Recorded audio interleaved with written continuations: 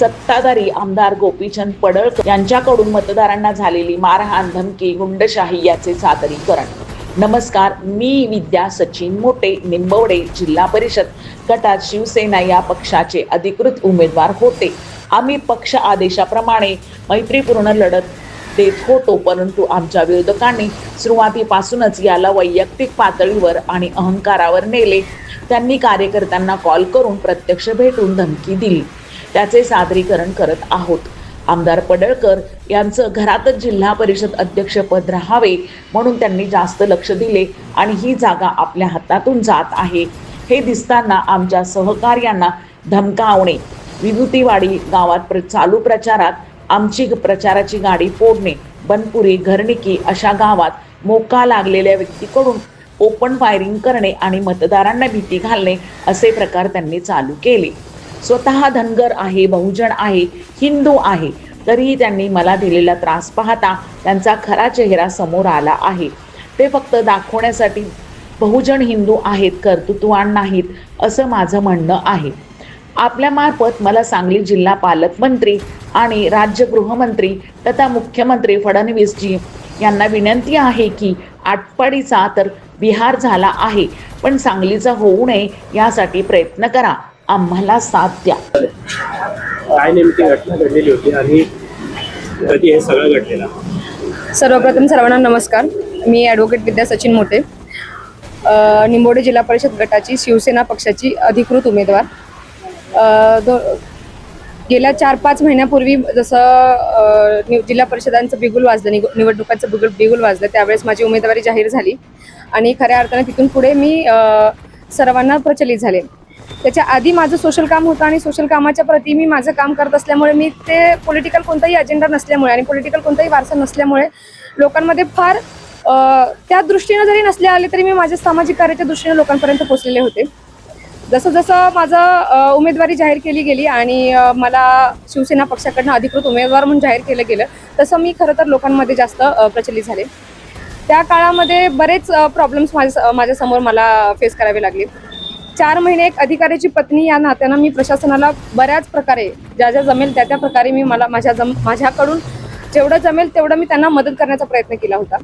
पण शेवटच्या टप्प्यामध्ये आल्यानंतर मला ते जसं म्हणतात ना, गळ्यापर्यंत आल्यानंतर माणूस तोंड उघडतोच, तशा प्रकारे मी सहन करूनही झाल्यानंतर ज्यावेळेस माणसाला बोलणं गरजेचं असतं त्यावेळेस मी बोलण्यासाठी बाहेर पडले. मी प्रशासनाकडे महिलांच्या म्हणजे महिलांच्या प्रोटेक्शनसाठी अर्ज दाखल केला होता. त्यांच्याकडून मला म्हणजे मदतीचा हात दाखवला गेला, परंतु ते मला मदत करू शकले नाही. त्याच्या पाठीमागे त्यांनी मला एक ठोस कारण सांगितलं की एक विद्यमान आमदार, जत विधानसभा मतदारसंघाचे विद्यमान आमदार, त्यांच्याकडून त्यांना दबाव टाकला जातो आणि मला कोणतीही मदत करू नये किंवा मला मदत कशी करताना मागे पडलं जाईल अशा प्रकारे त्यांना दबाव टाकण्यात आला होता. पण त्याला न जुमानता मला असं वाटतं, माझ्या लोकांच्या प्रती असलेल्या भावना, त्यांच्या प्रती असलेलं माझ्याबद्दलचं प्रेम आणि त्यांना माझ्यावर असलेला विश्वास, या विश्वासाच्या जोरावर मी ही पूर्ण निवडणूक जितक्या जमेल तितक्या शांततेने पार पाडण्याचा प्रयत्न केला.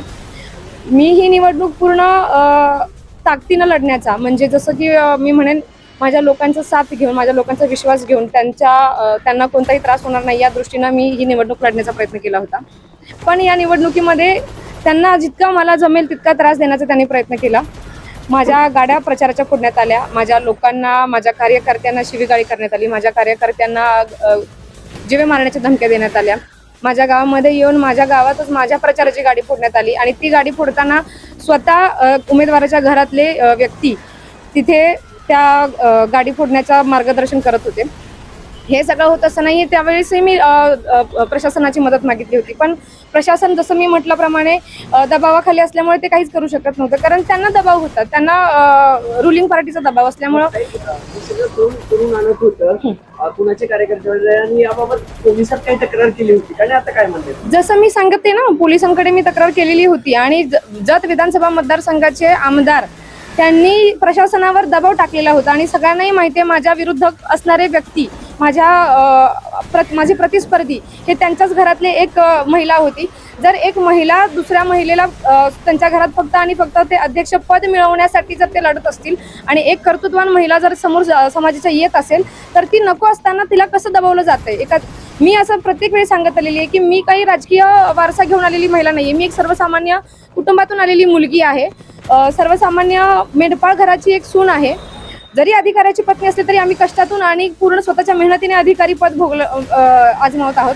आणि तरीही हे सगळं होत असताना समाजामध्ये मला तुम्हाला फक्त एक सांगायचं आहे की जेव्हा अशी लढत होत असते त्यावेळेस जसं मी म्हणेन पूर्वीच्या काळामध्ये सावित्रीबाईंना लढा द्यावा लागला होता, अहिल्यादेवींना लढा द्यावा लागला होता समाजात क्रांती घडवण्यासाठी.